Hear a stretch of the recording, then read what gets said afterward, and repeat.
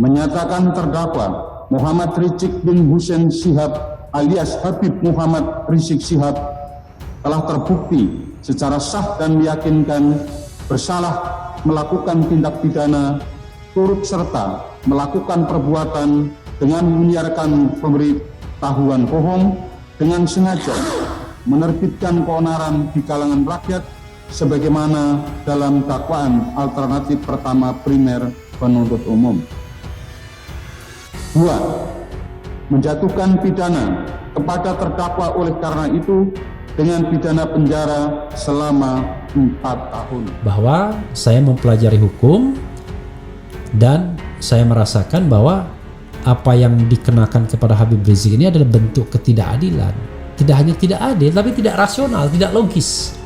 Tidak adil, tidak rasional, tidak logis. Bagaimana mungkin tadi saya katakan bahwa ini putusan sama dengan kasus Jaksa Pinangki. Padahal Jaksa Pinangki itu terbukti melakukan 3 hal, yaitu permufakatan jahat, menerima suap, dan pencucian uang, TPPU, tindak pidana pencucian uang. Berarti kasus Habib Rizik ini, pernyataan bahwa dia sehat yang dianggap sebagai hoax itu kadarnya itu hanya 1/3 dari vonis Pinangki. Kenapa? Karena Pinangki 3 kejahatan sekaligus. Ini namanya presiden pengecut sebetulnya. Hanya itu kesimpulan saya. Peristiwa ini betul-betul diuraikan sedetil-detilnya. Nah itu artinya, jadi saya menganggap bahwa upaya untuk membekuk Habib Rizik itu memang desain istana. Analisis saya begitu. Dan itu terlihat dari mereka yang berkumpul sejak kedatangan Habib Rizik itu dipantau WA-nya, teleponnya, segala macam itu untuk dijebakkan ke dalam skenario penangkapan Habib Rizik. Padahal Habib Rizik dari awal itu kesalahannya adalah kesalahan dalam undang-undang kesehatan, bukan kesalahan melawan negara, bukan kesalahan melawan kemanusiaan, bukan kesalahan korupsi segala macam. Jadi dia diintai terus untuk dicelakakan. Kan itu yang terbaca di dalam keterangan pers pejabat negara, dan publik paham itu.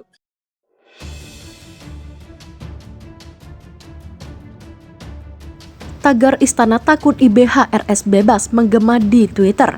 Netizen singgung rezim zolim dan pengadilan akhirat. Usai banding yang diajukan Habib Rizik Shihab terkait kasus RS Umi Bogor ditolak oleh Majelis Hakim Pengadilan Tinggi Jakarta. Tagar Istana takut IBHRS bebas menggema di Twitter pada Selasa, 31 Agustus 2021. Sejumlah netizen simpatisan HRS menyinggung soal rezim zolim dan pengadilan akhirat lantaran mengaku kecewa dengan putusan hakim yang mereka nilai tak adil.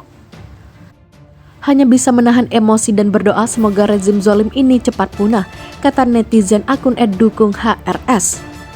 Percuma mengharap keadilan untuk HRS di negeri yang penegak hukumnya kaki tangan rezim otoriter, tambah akun @jelajah 513.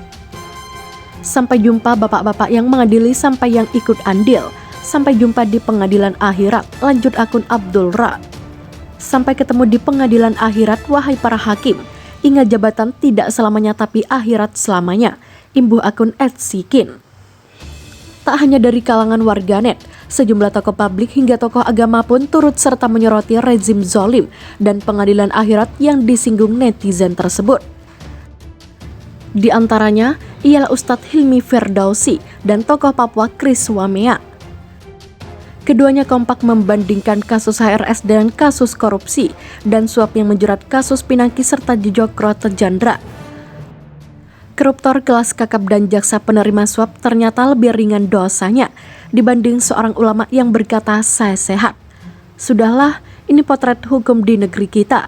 Sampai jumpa di pengadilan akhirat, ujar Hilmi Firdausi melalui cuitan akun Twitternya. Ternyata, menyatakan diri bahwa saya sehat itu ditetapkan jauh lebih berbahaya dari kelakuan kriminal jaksa Pinangki dan Joko Chandra sangat melukai rasa keadilan, tutur Chris Wamea. Sebelumnya, Majelis Hakim PT Jakarta menolak banding yang diajukan HRS dan tim penguasa hukumnya pada 30 Agustus 2021. Dengan begitu, HRS tetap divonis hukum 4 tahun penjara atas perkara tes swab RS Umi Bogor yang dianggap telah memicu keonaran. Refli Harun bongkar kelompok yang ingin Habib Rizik dipenjara hingga pemilu 2024.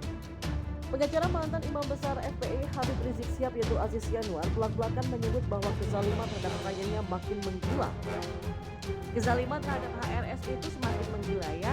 Masa penahanan HRS habis dalam perkara kerumunan di Petamburan dan Megamendung harusnya bebas karena di kasus rumah sakit umum tidak ditahan, kata Aziz Yanuar dalam siaran persnya pada Jumat kemarin. Apalagi masa penahanan Habib Rizik yang seharusnya habis pada awal Agustus lalu malah diperpanjang hingga 30 hari ke depan oleh Pengadilan Negeri Jakarta Timur lewat ketetapan Wakil Pengadilan Tinggi. Merespon hal tersebut, ahli hukum tata negara Refli Harun mengungkapkan bahwa seluruh pihak perlu melihat dari dua dimensi atau dua pandangan. Jadi kalau memang melihat kasus Imam Besar HRS ini kita memang harus melihat dua dimensinya, dimensi politik dan dimensi hukum. Kata Refli disebut dari Gensi dari kanal Media. Dan masih menurut Refli, kasus Habib Rizik tidak hanya melibatkan soal hukum namun juga melibatkan soal politik. Refli Harun menilai bahwa ada semacam the invisible hand yang memang sengaja ingin terus mengkandangkan Habib Rizik Syihab. Maksud dari the invisible hand adalah pihak yang tertentu yang menginginkan Habib Rizik terus dipenjara dan tidak bisa menghirup udara bebas. Jadi dimensi politiknya adalah ada semacam the invisible hand. Kita nggak tahu dari mana, walaupun orang bisa menduga jurusannya dari mana yang menginginkan HRS terus dikandangkan. Bebernya. Bahkan kata Refli Harun, mereka ingin Habib Rizik mendekam di balik penjara sampai Pilpres 2024 usai. Jadi memang kalau bisa sih sampai pemilu 2024 selesai ya, ini yang berkembang atau rumor yang ada atau analis yang banyak digunakan oleh para ahli, bahkan HR sendiri ketika menyampaikan, ujar Refli Harun. Dan masih menurut akademisi itu, jika kasus HRS diselesaikan dengan metode win-win solution, maka tensi politik tidak akan sepanas pasti. Sementara salah satu anggota tim kuasa hukum HRS Aziz Yanuar mengatakan bahwa pihaknya akan mengajukan surat permohonan pembatalan pada penetapan Pengadilan Tinggi DKI Jakarta tentang penahanan HRS. Kami akan mengajukan permohonan pembatalan penahanan, kata Aziz.